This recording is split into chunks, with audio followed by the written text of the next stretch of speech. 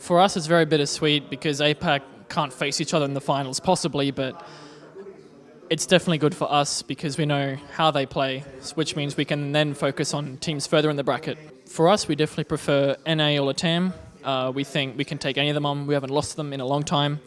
It's pretty much just EU teams that really make us trip up and struggle.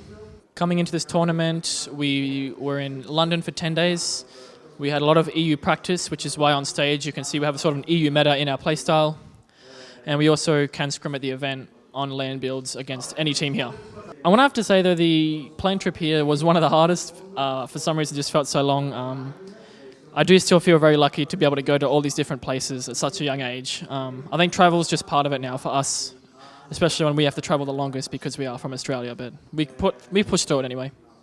We do have some pocket strats, mainly on attack and defense, to bring out against either Empire or Dark Zero on certain maps.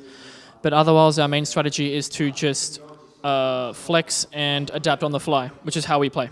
We're still very dominant with Norengo, but I definitely think that the standard of APAC teams gets higher and higher every season. It's just we need to be able to get a lot more teams involved in our region to really step it up to the next level so we can scrim each other and get better, rather than having to boot camp or travel overseas to scrim and get better. Being a Pro League player is extremely stressful and there's a lot of work that goes into it.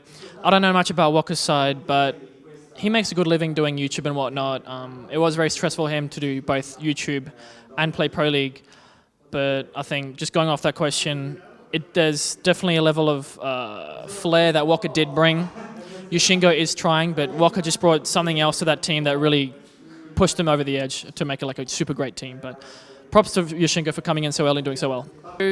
For me, it's like being a Pro League player will definitely not last forever.